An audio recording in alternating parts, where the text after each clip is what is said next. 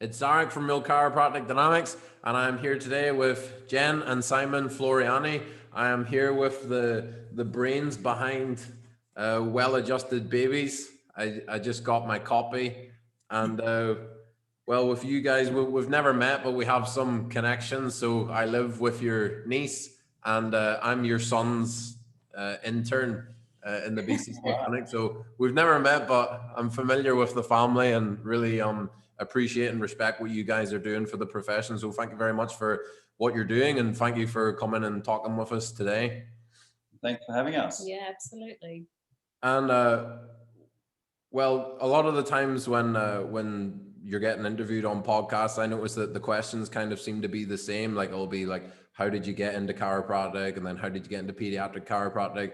I'm assuming that if people are listening to this, that they already know who you are. If you don't know who these guys are, there's other podcasts that you can go and listen to get a bit of a base. But I want to jump right into the meat of it. Sound good? Yep, great. All right, perfect. So Jen, I know that you are from a chiropractic family.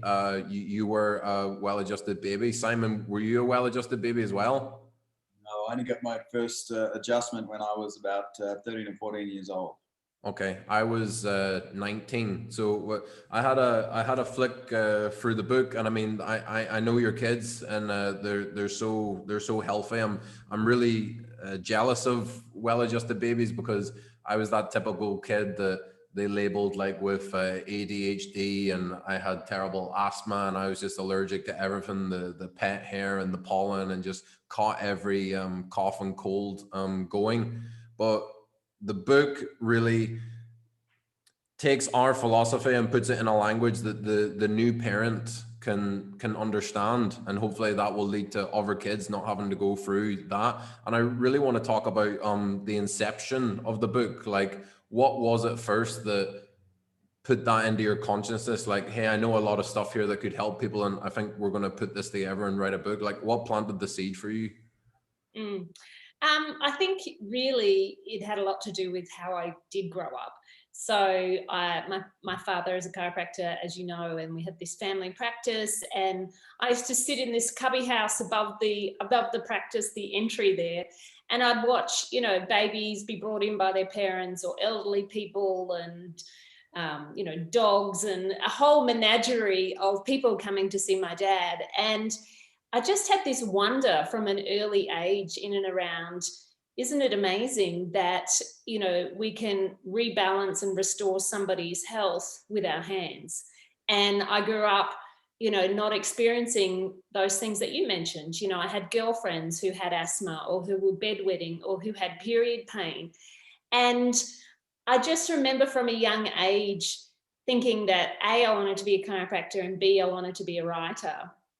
And then, you know, the universe always conspires in an amazing way. And it ended up that at some point, we realized that the knowledge that we have as practitioners, you know, that we have access to with research, is so fundamentally important in raising a healthy child. And it became obvious that I wanted to distill that down, break it down for parents, and help them have that same information of what are the pros, what are the cons of all the decisions you make, and step it out for them. And so that's really, you know, how Well-Adjusted Babies just took flight. Okay. And I might add, Jennifer was going on maternity leave, and she was so thorough that she wanted our associate chiropractors to know what to say, because we had at some stage 7 different associates. But she started compiling all the leaflets and handouts about all the research she was reading in our own pregnancy, and was photocopying it and then giving it to the associates to read, and then I would photocopy it and give it to the patients to read. And like all good information, people asking. And then one day I was down at our office work store, photocopying what was like an inch thick worth of paper, and I said, I think we should turn this into a book. Wow. And she was like, oh, and so then that just started that process. And it was from the demand from people going, this is really good. Can I have a copy for my friend? Can I? And so then we realized that that's where it should be. So that's really how it took flight. It was like those pamphlets you hand out to patients that grew into a little booklet, then a bigger booklet, and then eventually became a book. Okay. Yeah. You know the writer Tim Ferriss? Mm-hmm. So I watched a video with him, and he was saying that he gets a lot of people that will say to him like, oh, I want to write a book, but I don't have the time. I want to write a book. I want to get this out there. And he was like, okay, if you want to write a book, he's like, first of all, it would be better to write no book at all than to write a mediocre book. So his whole thing is, if you're going to write a book, you do it properly, and you're going to write a fucking book. And then he was saying, he was like, if you also want to write a book, you need to be prepared that for 1 year, that book is your number one priority. He's like, if you have a business, that business is now your number two priority. If you have a family, your family is now your number two priority. And he's like, you will spend a year, and he's like, you're gonna hate it at times, you're gonna love it at times, but eventually you will have a book, and then you can learn how to market the book. Can you talk a little bit about the process of going through it? Because this thing, like, I haven't read it cover to cover, but I have flicked through it, and I've read maybe 4 or 5 of the chapters, like the whole way through. And this thing, like, if you haven't read it, it is dense. It covers everything. It's amazing. So I'm like, the amount of work, the amount of hours and manpower that must have gone into this. What was that like? What kind of sacrifices did you have to make to get this out there?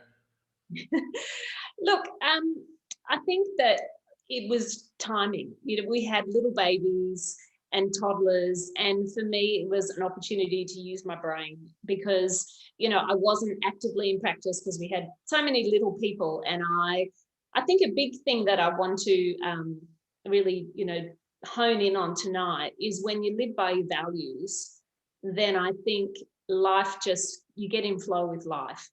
And so we were finding it hard having both of us in practice with small children. And I just remember thinking that I didn't get to raise my children twice. And so I felt, you know, like I was trying to be superwoman with seeing patients, running a practice, being mum, and starting on this book. And so I really started asking myself, what are my values right now? What am I most drawn to focusing on?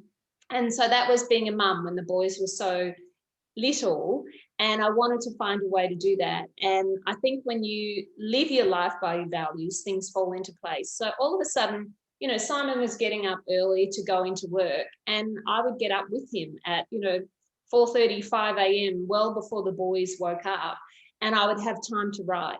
And then when they'd have a sleep during the day, I'd sit down, and it was like, Zarek, it was like research would just land on my desk. All of a sudden, I would find things. And I think when you have a really strong vision in how you want to show up for humanity, the universe really conspires with you. And it honestly felt like things just fell into place. It took a long time because the boys were so small. That first edition, honestly, it took, you know, the better part of 5 years. And that Well-Adjusted Babies, it has 1,200 references. It took me another 2 years then to do another edition.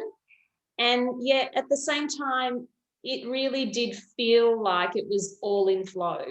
And so I think, you know, Tim Ferriss is absolutely right. It does take a big chunk of your time, but I truly, it wasn't like I was forcing something. And that's the point. When you live by your values and you're prepared to give it everything, you're not forcing it. It just, you get into flow. Right.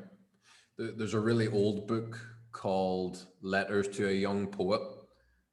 And basically that's part of the book where he's like, the time to write a book is when it comes to you and you're like, you must write a book. Don't write a book if you're just, I'm going to write a book and make a quick buck. He's like, no, when you have something in you that you feel like you really have to get out to the world, that's the time that you would write a book.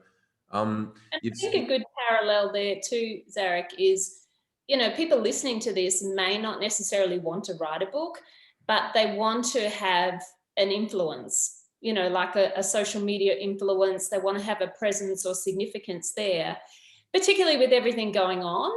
And it can be hard, you know, there can be pressure to have some kind of spotlight or voice. And yet I think it's the same principle where if you're not out to get followers, you're not out to just be significant. If you're wanting to be a leader and have great content and messages for people, then it all just happens. You know, you're not forcing something because you're really just contributing. That makes sense. Yeah. Yeah. Well, tying into that, like you've built quite the Instagram following, and I guess relating to what you're saying now, it's like you don't start posting on Instagram because you're like, I want to have X thousand amount of followers. You're putting it out there because you want to help people.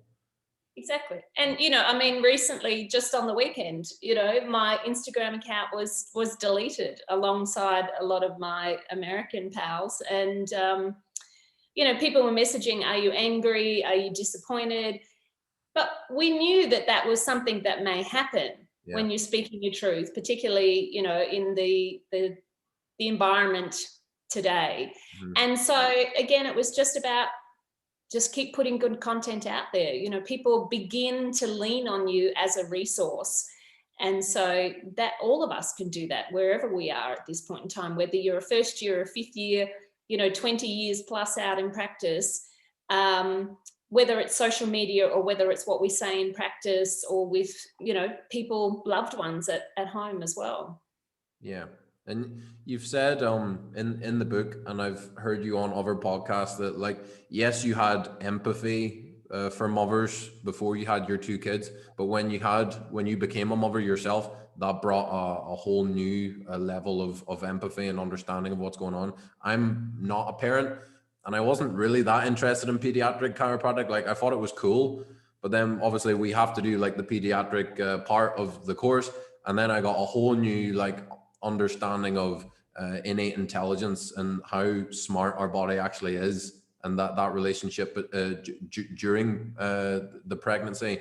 And then going in the clinic, like we have case mix, so we have a certain number of pregnant women, a certain number of babies, certain number of kids that we adjust to meet our requirements. And it's only now that I realize how much of a need for this, the information there is, because parents out there, and look, I don't have much experience, I'm still an intern, but they are disconnected. They are saying and doing things where I'm just like, okay, we as chiropractors, we kind of have the background to know that this is not a good decision, but they're so disconnected. Like, there's such a need for this kind of information to get out there to parents. I think what gives all chiropractors, but especially interns and new chiropractors, confidence is that we are dismantling as health leaders in the community, we're dismantling 2 generations of conditioning where if you have a problem with your health, you just take it to the doctor and they fix it and hand it back.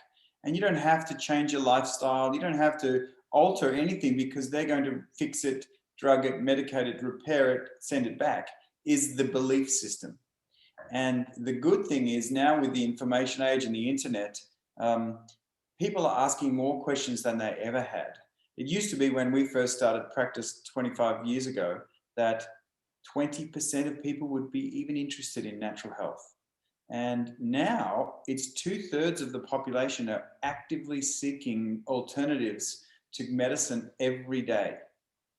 And so we are in a unique position to be that resource for them when they are losing their confidence in a system that is effectively just giving them medication to cover over all their symptoms and not really offering any form of health. Yeah. And, you know, at this point in time, we take more drugs and have more surgery collectively around the world than ever before. And we're sicker than any other generation, any other point in time in history. And, you know, the children today are predicted to be the first generation who are not meant to outlive their parents. And I know, you know, within practice, there's a lot of anxiety with parents where they're wondering, you know, is my child going to suffer in some way? Will they be on the spectrum? Will they get allergies? Will they be obese?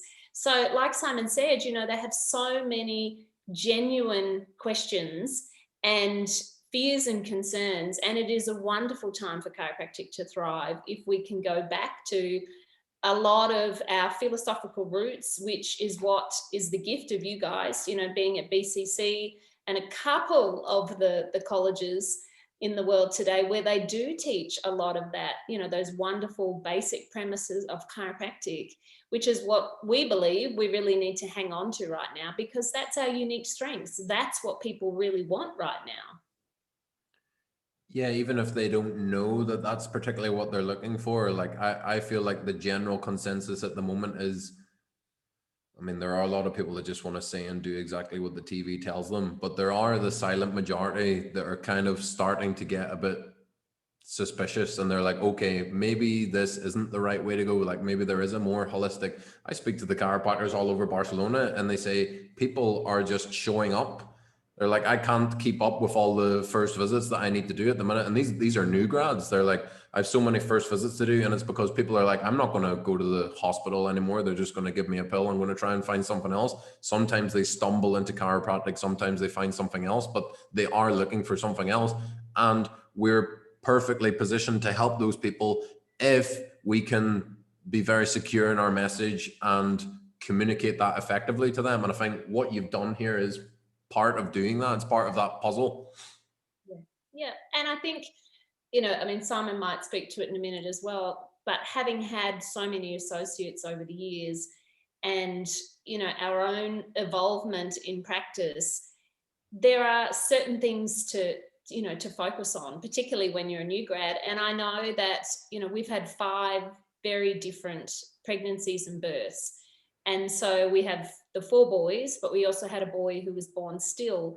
And, I share all about those 5 births in Well-Adjusted Babies. And the reason that I even bring that up in this discussion is that, as I was pregnant, Zarek, that first time, I was this idealistic, holistic practitioner, and I was going to have this perfect birth and no drugs and no intervention and all of those things. And sometimes as a new grad, we get a bit hoity-toity, we're not necessarily judging people, but we also, in our own minds thinking, well, we wouldn't do that. And I think some of the basic principles as you start out in practice is to just keep an open learning attitude, learning with still, once you graduate, learning from other practitioners, learning from your patients, having deep empathy for them. And at the same time, knowing who you are. But I think patients, parents in particular, it's very palpable to them if you're just selling a schedule, if you're just, using fear tactics to get them under care, versus being someone who, is humbly there in love and service, and, you're inspired about what it is that you offer that is unique. They are all things that they feel. And so, you don't have to have grown up as a chiropractic baby in a chiropractic family or have been in practice for a long time to, run a huge family practice. What it comes down to is consistently investing in who you are, and so that you're, the most inspiring health practitioner that you can be, and you're congruent in that. And it's taken 25 years for me to get the certainty in my philosophy. And even if you've been getting adjusted and then studying chiropractic, it's taken you years to get to where you are. So how can you expect someone to grapple the enormity of chiropractic in a report of findings? Yeah. And so it's a really great thing to realize that chiropractic grows on you. But the good thing is that there's an animal in all of us that has an instinct that says, yeah, I like that. I like that person. I like what they're saying. I like the vibe here. And we would call that innate intelligence, that gives you an innate sense of draw towards something or a desire to move away. And so patients, the community, people have a general feeling, an animal instinct that says, yeah, that's going to be good for me. So whenever I do media, I try and convey a message in the visual metaphor that draws you in and makes you start to ask questions, rather than just give you a dopamine thrill with a crack or a wild expression or something super sexy. Or it's actually really important to think about the visual metaphor and what you're trying to portray. And if you can show, universal intelligence moving through the body and expressing itself, that's a great goal in the visual metaphor of media. And that draws people towards you, because you're not going to get it in a 10-second clip on Instagram that someone's going to go, yeah, let me buy your package. So it's a great shift in headspace for us to think, all right, the chiropractic is like a buffet, or we call it a smorgasbord in Australia, where you all you can eat buffet. What do you call it in Australia? A smorgasbord. Okay, that's a new one. All right. And so when patients come in, I said, there's all of this on offer. We can help change so much and improve your lifestyle and educate you and get you empowered. And they can be going, no, I just want a headache. I just want a headache fix. So you go, okay, well, let's meet your needs and then upgrade your expectations and remind you of everything that's on offer here. And so that gives you an ability to address their needs, but at the same time, open doorways in their mind and heart to then want to go, oh, wow. It's a beautiful thing about chiropractic. And then with our associates, we've had associates who some of you would know that speak so fast that the patients can't even understand them. People like me. They'll come out, the patients will come out of a report of findings and go, I don't know what he said, but I really like what he has to say, so I'll just do whatever he says. I've had that, yes. and that's passion, and that's the animal going, I like this. I like the vibe, I like the intensity, I like the sincerity. And when I first graduated, I was 22 years of age, and I looked like I was 15. And so I used to wear a tie in practice just so I looked older. And when anyone asked how old I was, I would say, oh, how old do you think I am? And they'd say, oh, you must be about 30. I mean, about that. I would never tell my age because I was too embarrassed, and I looked so young and I had no experience. And then they would ask, oh, can you help with this? And I'd say, we, the collective profession, have seen a lot of this. I would say we, being all of us, didn't say the collective profession, but I would borrow from the experiences that I'd learned from my mentors and peers. And I would say, yeah, we've seen that before. I'm sure we can help. And look, if I don't know the answer to your questions or your condition, you've got me 100%, and I'll do whatever it takes to find out how to help you. So you don't have to know all the answers. And the very best associates and doctors we've had that are now all over the world are the ones that we still have clinical conferences with. And when you've got good mentors who are great chiropractors around the world, you can call them up and go, hey, look at this x-ray, look at this subluxation pattern. What would you do? What technique would you use? What's your experience? And I kid you not, every single week, many of my colleagues and friends will shoot me a text, or we'll have an online dialogue about, hey, what would you do here? Have you seen this before? What do you think? And that's how you borrow from the community the experience you need to be able to help people. And so you're not meant to know everything. And every year, I'm a better chiropractor because I learn more. And I wish I knew the information last year and the year 10 years ago that I know now, but it's not reality. And so you borrow from the collective consciousness and the universal intelligence that's out there so that we can actually do a better job. And then every day with scheduling, I say to people, if you were my mother, if you were my sister, this is how often I want to see you. Right. And we give away $60,000 at least worth of care every year because it's an investment, and you don't have to know all the answers. You don't have to book someone in every time. You don't have to. That's not success. Success is planting seeds and waiting for the fruit to come. Right. And I think too, just to further that,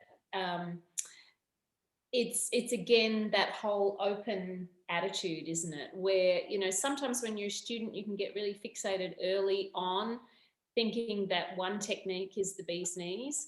And if we step back and really sit with the fact that we are servants, to help realign the divine, and that can happen through a number of techniques.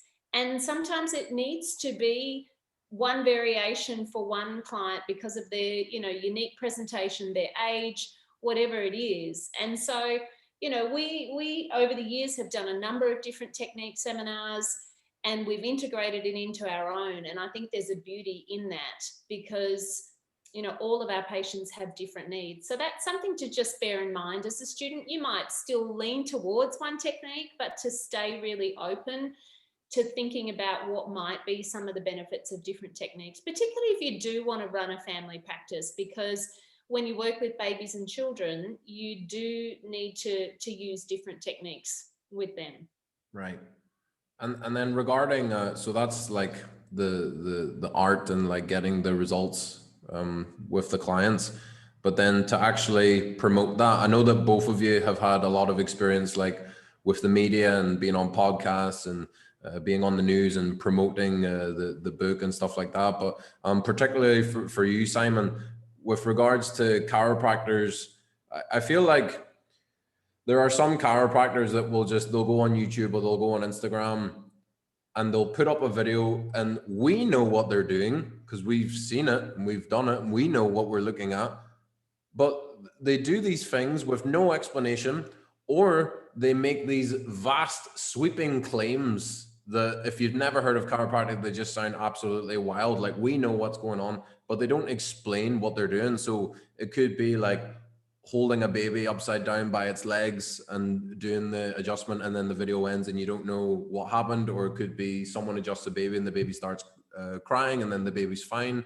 Or it could be just making claims like chiropractic cures asthma, chiropractic cures colic. Whereas I feel like the way you guys go about it, it's a lot smarter, because you are saying these things, but it's not just a vast sweeping off the rug thing. You're then backing up and you're like, here's a list of references, here's why we're saying that. Is there anything that you would say like to the profession, especially now, especially in this climate, because we've just had, you know, a bunch of people getting in trouble because they're like, chiropractic boosts immunity, come for your immunity boosting chiropractic adjustment. Like, is there any advice or anything that you would say to those guys? Look, all press is good press. And even if it's negative tone, then it is still going to bring attention to the profession and dialogue and argument and discussion, which is good because it profiles the profession. So with that storm comes the responsibility to guide it. And you know, as I was saying to you before, when I first got involved in being the media spokesperson for the profession in Australia, that was in the days when there was some heavy criticism around chiropractic causing strokes. And so we would have a flash in the pan, they call it, the big spray of heat. And then my job was to go in there and we all think media is, you know, we probably don't anymore think that media is about reporting the truth, but media is entertainment, predominantly entertainment. And that's why all press is good press, because my goal in a media interaction was to get my 3 points across. And if I get one or two, I am delighted. And you'll see politicians do this. They'll say, hey, we want to talk about the children dying, you know? And the politician will say, yes, that's a terrible situation. And they'll move on to their own topic to get their 3 bits of airtime news, or like 3 points across. And so it's a chess game between an interviewer and a person delivering their content to get into the ears, eyes, and hearts of the people that are watching. So that's the real goal. And the media needs to be entertained. Otherwise, it's boring. And so all press is good press, first and foremost. Secondly is what message do you want to get across? If you want to get people to go, oh, crack, bang, you know, and so you go, oh, that's shocking, and you feel good about yourself, then you've won. Right. And people are going to follow you, people who like to see cracks and bangs and bashes and all those things. And the other people are going to go, oh, thumbs down, terrible. But you still got eyeballs in there. But the perception of chiropractic is manipulative crunches and cracks with a microphone behind your back to make it sound particularly big. And if you want to shock people by hanging a baby upside down, then you've won because you did a good job. But if you're genuine desire is to display the magical expression of healing that happens in a chiropractic adjustment, then you need to turn off the sound. And visual media is 90% visual.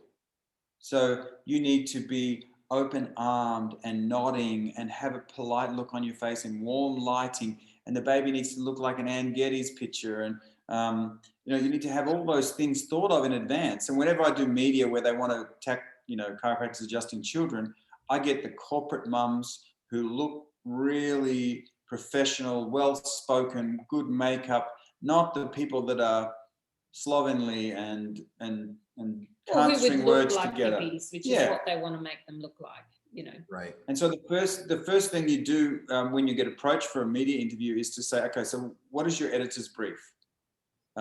Because then I'll know whether I can help you, because a media outlet will get a brief in the morning and need to have the images back on the cutting room floor within a few hours so that they can make the news in the evening. And so you need to deliver good talent. And so you see how we start to change the perception of what is media. It's entertainment, but then getting in out. So our goal is to always show chiropractic for families as a beautiful thing, and to our very best display the real power of the adjustment, which is a beautiful thing.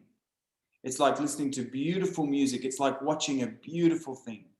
And if it's not that, then we'll step into the screen for each other and go, we've had it before where it's gone sideways, or they start to ask questions we don't like, and I'll just literally walk onto camera and go, oh, Jen, I think you're, and they'll be like, because then you have to take control of the media interaction. Okay. To, when I did the last one where I had a surgeon attacking chiropractic for children, and they started to come at me with topics that I wasn't prepared to talk about, and I'd agreed not to talk about, but they wanted to get me looking defensive and angry. Well, I just started tapping my microphone because I didn't want to look like I was going to storm off, because that would have made me look like I was angry. And so I was just like, oh, look, and I bang, bang, bang, bang, bang.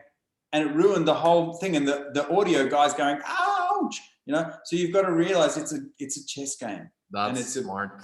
I would not think about. That's why I really admire what you're doing. And I want to ask you as well, like the way you're going on the news, and there's a couple of the clips on there, and the other one that comes into mind is Dr. Ian. Like, I watched your clip earlier, and they're interviewing you, and then they're like, Simon's patient comes in and gets cracked once every few weeks. And I'm like, okay, he definitely didn't approve for that to be in.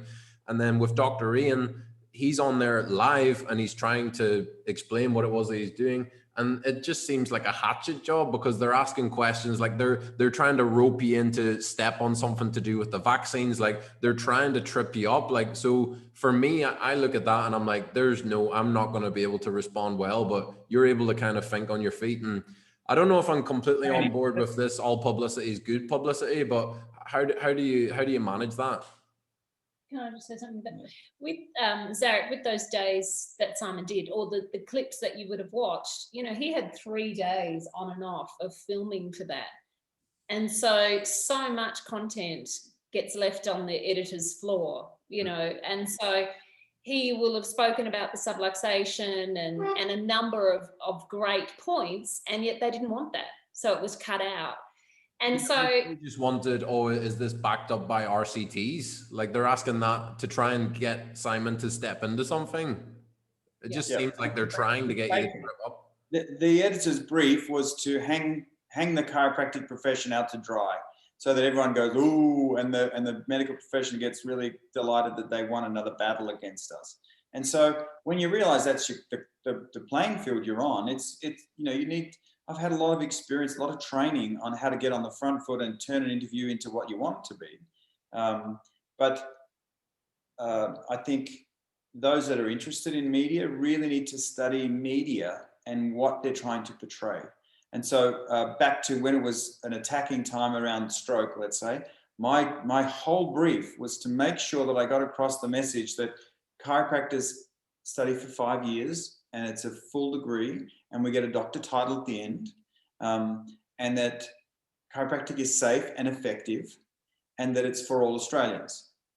And if I got 2 out of 3, I'd won the interview. I'd won the game of chess. And so when you decide to do media, you need to say, this is what I want to get across. And that's where skill comes into play, is for me to hear your question, but answer it in a way that I get my message across.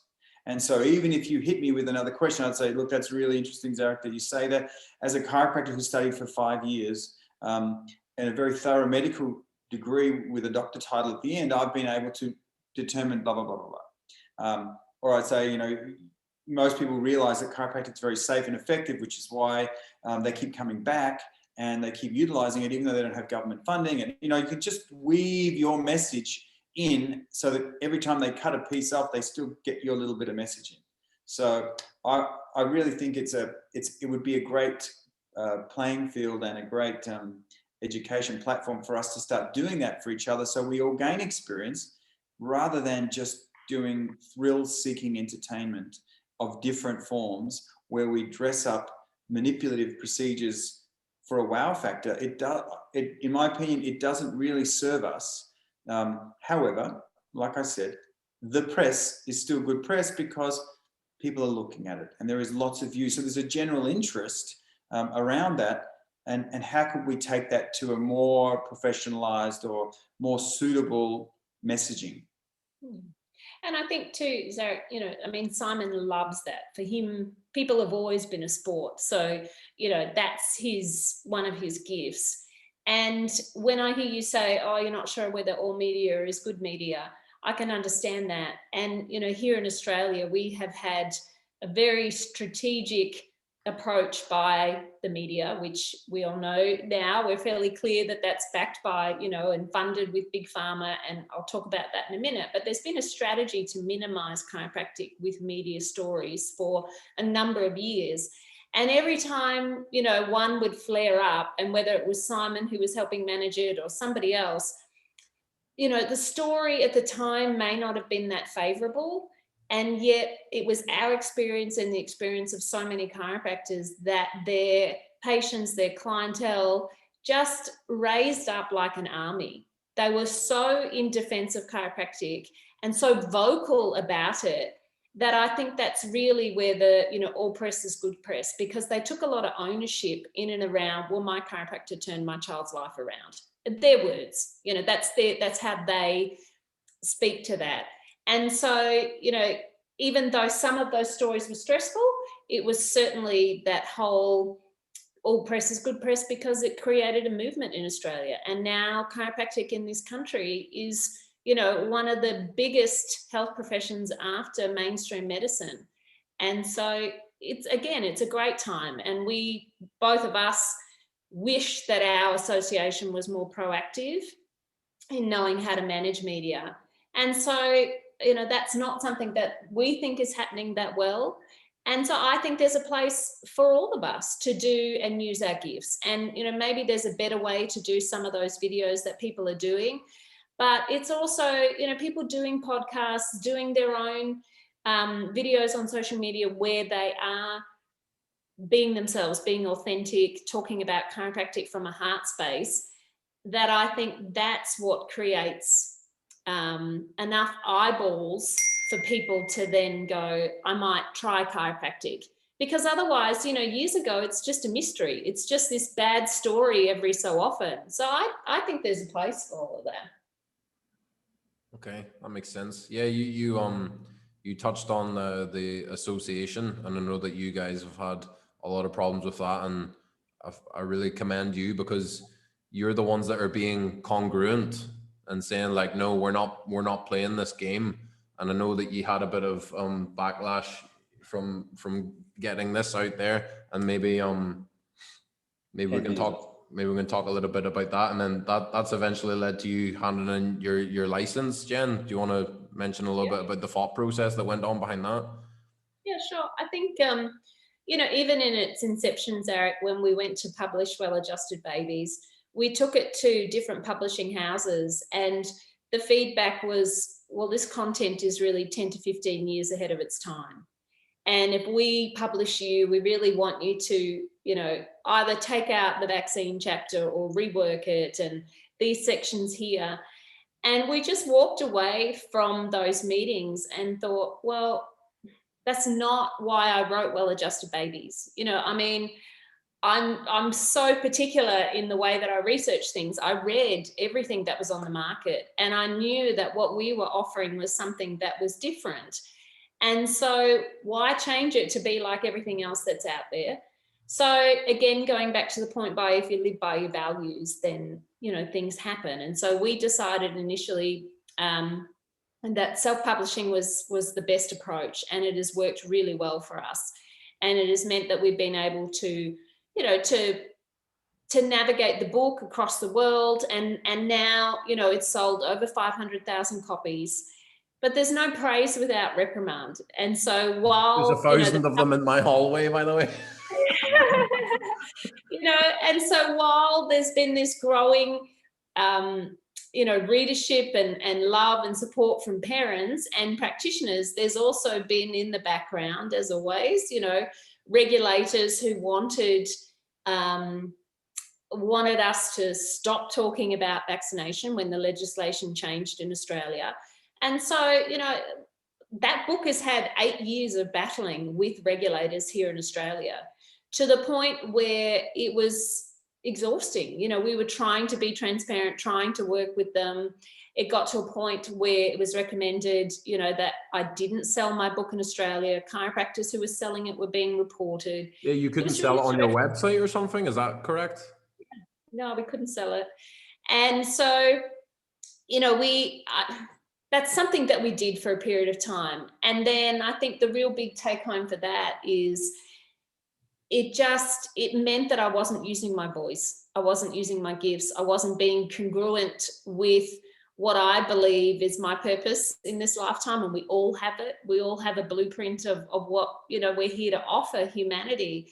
And so it got to a point where I was actually making myself sick, because I was trying to, be this good girl. And at the same time, all of these people that we were looking after in our practice, it was the same thing, more children suffering, coming to our door, parents distressed, and it was enough was enough. And so COVID hit. It was really important for me to use my voice and talk to our clientele, talk to my audience about what I felt was the truth, and to help them be discerning in how they managed it. And then our regulator wanted to, immediately suspend me after doing that for a number of months and take my license. And it was just a tipping point where it was, no, I would more happily hand in my license and stay congruent to who I am and my message and my ability to be an ambassador for families, an advocate for families, than have them take that away from me. That's awesome. I love that. That's gangster. It reminds me of a clip from Sigafus. I think it might be on Sigafus at Red Deer, and he starts advertising, like he takes out a thing in the paper, blah, blah, blah. And the association are like, you can't advertise. And he's like, I'm going to advertise. And they're like, if you advertise, we're going to take your license. I said, you can have it. Yeah, exactly. It's that kind of, and I feel like chiropractors at the moment, you had an obstacle in front of you where someone's saying, you can't say this, you cannot do this. And you were like, nope, that's not congruent. So you've gone a different way. Whereas I feel like there's a lot of chiropractors at the moment, and I can't really judge because I'm not in practice. So I'm just a student that's observing something. But at the moment they're saying like, you have to wear a mask, and you're not allowed to talk about vaccines, and you have to do this and you have to do that. And I feel disappointed, because I feel like a lot of the profession are just being like, okay, I just don't want to cause a fuss. Whereas we need to cause a fuss. We need to be like, nope, I'm not playing this game. And that's why I really respect what you guys are doing. Like, I think you're such a good example of congruency and just being like, I'm not playing your game. Yeah. And I think, it's challenging for chiropractors, and we understand that, because if their practice is their livelihood, then they're compromising that and their family and all of those things. It's just unfortunate that we're at this point in time where our profession in Australia, and it's similar across the world, we are so divided. And if we had unity, if we were able to rally together despite our differences, but unified in our capacity as chiropractors, you know, to love and serve, then it wouldn't be one person handing in their license, or, you know, your Ians or different people being vilified with the media, because we would have each other's backs. Mm-hmm. And I think that it's important for the students and whoever is your audience with this to just remember that that's been part of the strategy. And if there are students who haven't read, you know, the Carnegie Report and the Rockefeller report that was put together, where just, you know, to give it to you briefly, the Rockefellers, you know, were a billionaire family from the oil industry and all of those areas, and they decided that they wanted to monetize healthcare. And so they created the Carnegie Report, which is, you know, they got academics together and they looked at the curriculum of medical universities and the health professions and the curriculum that they have. So Chinese medicine, herbalists, you know, your medical practitioners, homeopaths, chiropractors, and they analyzed it all. And then what they did was they started funding different universities and minimizing any of the, you know, natural healthcare professions. So funding medical universities, changing their curriculum so that they put aside anything to do with nutrition, anything to do with lifestyle. And medical doctors could only get their license if they went to certain universities. And so it completely changed the playing field for all of the health professions. And the natural healthcare professions then, because, you know, these same families own media, there was all the, you know, shaming them in the public eye and discrediting them. And so for the students listening, you know, sometimes they question chiropractic and think, oh, are we good enough? You know, do we need more research? Do we need more chiropractors? You know, there's too many chiropractors in this suburb. All of the excuses and the BS that we can buy into because we second guess ourselves, because it's been generations of this very clever strategy of minimizing all of allied health. It's not just chiropractic. And so on a micro level, they've been very clever in dividing us as well. And you've got the chiropractors who think we need to be medipractors to be accepted. We need more research. And that's my point. You know, in each country, they've had a clever strategy.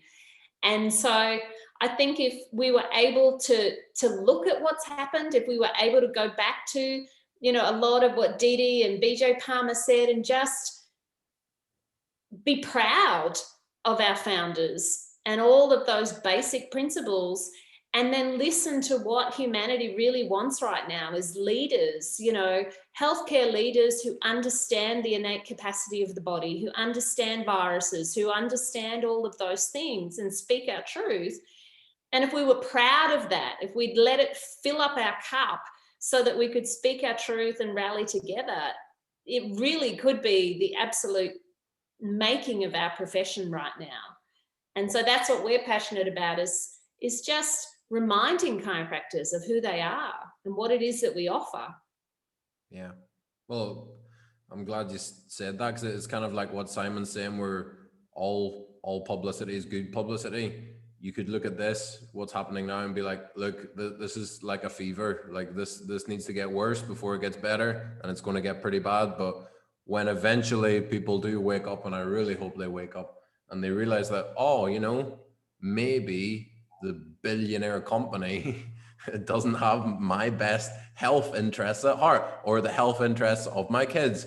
And when that happens, we're going to be in the perfect place. We're in the perfect position if we're able to hold the line and hold on to the philosophy and not start playing the medical game.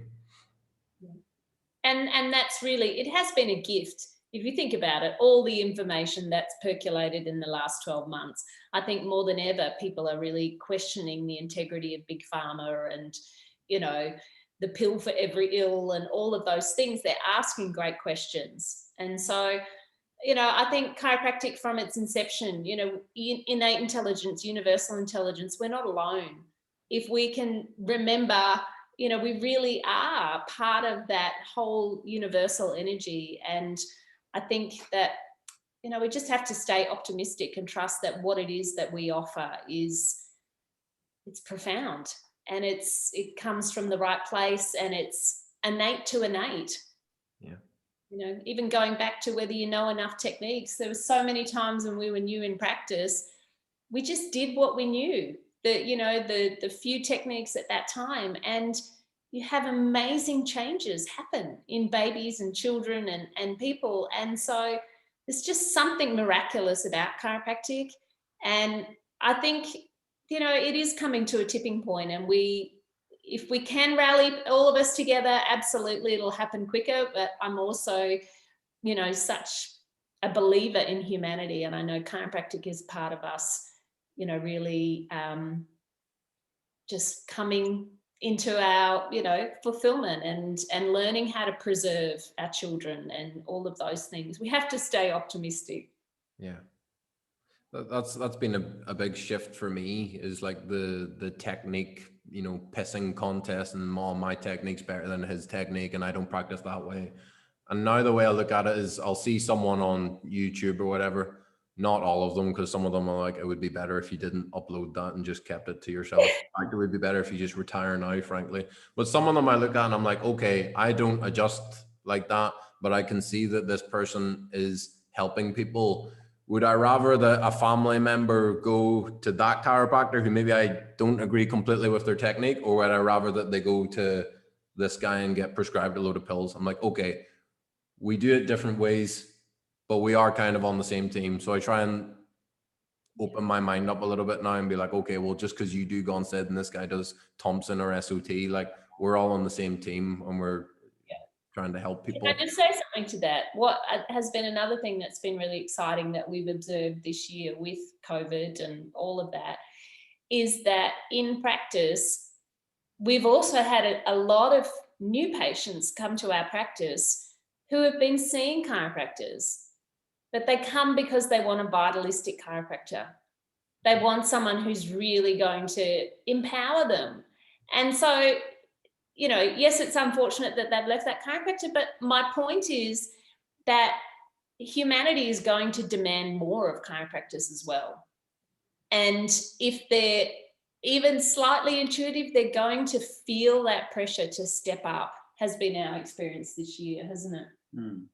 Because if you're not a vitalistic chiropractor, you should really have closed down and stayed at home because of COVID, you know. And so it was really interesting to see how COVID has tested the philosophy of the people that are in fear. And it's very stressful to be in a non-vitalistic practice where you're just selling headache benefit or back pain. I don't even know what you do when you're that stressed out. It must be exhausting to just be a modified pill. You're adjusting, you know. And so it is extraordinary when people are genuinely looking how to build their health because of an apparent virus that's going to kill everybody. They want someone who's forward thinking and progressive and vitalistic to help build resilience into the body. And the discussions change because they're like, what else can I do? How can I be better? What can I do for my family? So it is, it's also been a refreshing time of new patients that would never normally come to the chiropractor because they're only going to get a Zoom call from any other practitioner, and they want someone to actually put their hands on them and actually sit across from them and diagnose them and, you know, safely move through the social distancing space and help them. Yeah. And that requires a solid philosophy to you know, read the research and look at how safe or unsafe the situation is and step forward with a vitalistic philosophy to say we're going to do this despite the threat around us. So it's actually really sorted the profession well and forced people to step up to save their livelihood, because if they don't, then they go home and hop under the rug. So it's actually very positive because it's really pushing people to examine their beliefs and see how they can be more vitalistic rather than just stay in that medi-practice zone. Right. And then one thing I'd like to ask, like separately to each of you and hear your response, just to wrap up, for the chiropractors out there that are listening to this and maybe they do feel like they're not acting congruently and they want to tap in more to that power where they're going to stand up for themselves and be like, no, I'm not playing this game, and start acting a bit more congruently, which is a scary thing to do. It's probably terrifying for a lot of people. Is there any words of encouragement or any advice that you would say to those people to help them out? Because you guys have had, I know you've had a bit of stress back in the past and you've had a bit of pushback, whether it's from the media or whether it's from the associations. Like, what would you say to those people when you've been through that?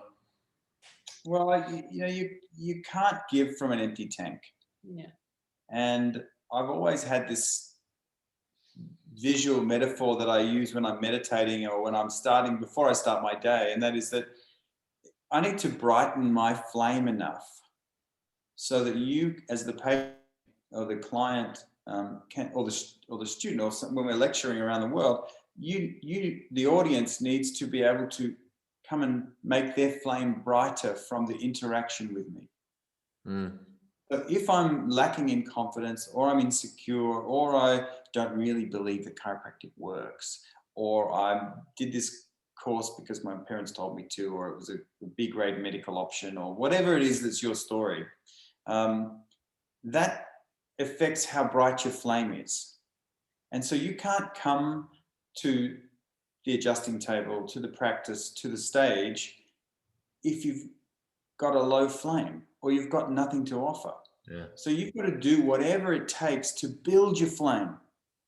And the fact that you're listening to this podcast means that you are building your flame, and you can borrow from us and the collective belief and strength of this profession to make your flame brighter.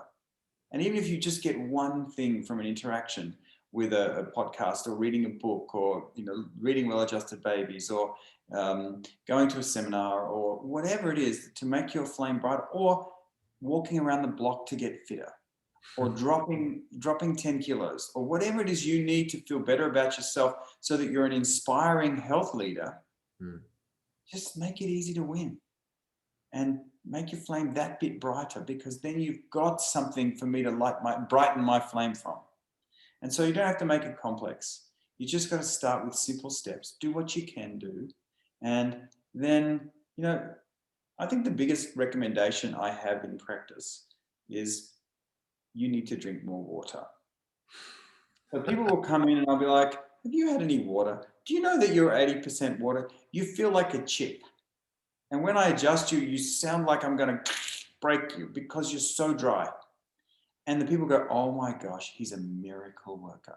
He has turned my life around. And I'm not sure whether it's the adjustment or whether it's the fact that they started drinking water and their health turns around. So I know that to be true because I've tested it, and I find it humorous these days because I'm like, oh, here we go again. Of all the things we could talk about, I got to go back to water with you. So even if you just experimented yourself and drank a lot of water and became a water evangelist, then you're going to make someone's day, because most people don't drink enough water. And then, heaven forbid, the power of the adjustment. I call it outcomes driven. I'm really outcomes driven around chiropractic, because if you don't shift someone's neurology for the better in an adjustment, you haven't really got a good adjustment. Now that can be from a low force technique or from any number of the chiropractic techniques, but you should see, observe, and hear feedback from the patient that you've shifted their nervous system somewhere better. And it might just be and it might just be the eye rolling. It may not be verbal, but there'll be some sort of physiological response in the nervous system to show that you've shifted it. And so one of my most common questions at the end of an adjustment is, can you feel the power on? And they're like, hell yeah, most of the time. Or I say, did you get what you came for? And I'm speaking innate to innate, Because if they haven't got what they came for, whatever that is, in a spiritual sense, a physical sense, whatever it is, did you get what you came for? That's outcomes driven. And so it's a really nice thing to say to somebody, I've listened to your nervous system and I've tuned your nervous system, adjusted your nervous system, whatever word you want to use. And I can hear the tone of your nervous system is better by the way you are more relaxed in the face, by the deeper breaths you're taking, by the softness in your soft neurology. But we all can do that. And maybe it's the hug, maybe it's the input, maybe whatever it is, when you leave my office, you can be shifted. And that's a great place to start, because then it's not about selling sizzle or pain or non-pain, or it's actually about outcomes of the nervous system. And if we just asked ourselves that question, how can I shift this person's nervous system to a better place? We'd be having a great time. Yeah. Feeling more confident, building the flame brighter. So that would be my suggestion. Beautiful. Yeah. And I think, I mean, you answered it from both the profession and then the individual patient. And I think, you know, firstly for practitioners, it's just interesting with all the pressure that our profession has had. And we've had it because we're damn good at what we do. We get great outcomes for people. And I think if we could just see that there's been a lot of pressure, and it's like that analogy or the research that they did with frogs and a big pot of water. And if they put a frog in the pot of water and slowly raise the temperature, then the frog, you know, dies. It doesn't jump out of the water. Whereas if they put a frog into a pot of water that's already boiling, then the frog jumps out. And I think for a lot of chiropractors, they've been in this state of shock for a number of years because they haven't been great leaders in our profession. And so they've been in shock for a number of years. And for a lot of them, it's actually caused paralysis. And so... subluxation. Yeah. I think that, you know, that they're a little bit frozen, a little bit numb in practice. I know the feedback we're getting is they're not necessarily talking to clients about the whole vitalistic side of chiropractic, particularly with everything COVID going on. And so, like Simon said, you know, fill your cup. If you think that you're limiting yourself, if you're living in fear in some way, which, you know, is valid with the regulators and all of those things, but to learn more resources about how do you move through fear. And a lot of that comes back to your why and getting really clear again about why you became a chiropractor. And I have the belief that chiropractic chooses us. You know, we are handpicked by the universe for us to be chiropractors. And so we all have gifts. And I think that if we can tap back into our why and just realize, okay, I'm in paralysis. I need some more tools right now to learn how to serve humanity through this. And that's being self-responsible. And I think that's really important for us as practitioners, because no one else is going to fix our profession. You know, it's down to each of us as individuals to do what we need to do to step up and to inspire our communities. And so many of our clients during COVID, honestly, they would come to our practice and be there for hours. They would stand outside talking to other families and they would say, this feels like another home. And it feels like another home because we've always made ourselves available to our clients. We give them our phone number, you know, our mobile phone number. And that's because we see a lot of parents, but we want them to know we're there for them. Right. You know, through the good times, through the hard times. And they don't message or call very often, but it's just something that's refreshing for them to know that they have got health leaders who have their back. And so that's a beautiful part for us. And I think that, you know, it feels like it's home for them too, because we always talk to them about that vitalistic side of chiropractic. It's not just, you know, that the subluxation might be causing them pain or headaches. It's very much what we learned early on from Joe Felicia and Guy Reichman and a few of those people of how is that subluxation affecting your relationships? How would you rate your relationships right now? You know, or your work stress or your quality of life versus trying to measure it against a curve in a spine, you know, or degeneration in a spine. And all of those things are interesting and they're talking points, But for us, the bigger picture is always about how the adjustment contributes to their life force and life essence. And they don't get that anywhere else. That reminder about good health is not just about thrashing themselves at the gym and eating good for a few days a week. You know, it's our practice is like a home where they get that whole reminder of investing in their health. And so I think for the practitioners, it's stepping up, learning more resources for their ability to shine in practice and be authentic and create that nurturing space for families, particularly with, you know, global stuff that's happening. And then for patients and clientele, I think that one thing that they really love is the reminder to trust their intuition and their gut, particularly parents, because they have been taught to second guess themselves, to hand over their health to everybody else, and that a third party would know better, you know, whether it's about their health or whether it's about should they get the vaccine or whatever it is. People these days don't trust their instincts enough, don't trust their ability to be discerning and their awareness. And I think if we can remind them of that, again, that's incredibly powerful. And so I think they're the things that we're focusing on. All right, perfect. That's great. This has been awesome. This is one of my favorite podcasts. This was great. I am going to get your contact details, and anyone that's listening or watching, I'm going to put all the websites and Instagrams in the bio so you can find it there, and then it saves a little bit of time. Guys, I know your time is very valuable and you're out there saving the world. So thank you very much for taking this hour to come and speak to me. And I think this is going to give a lot of people a good Derek, good luck to you all. Yeah. And we'll look forward to seeing you around the world when we can travel again. Oh, absolutely. I want to come to Australia. Thank you so much, guys. Love to have you.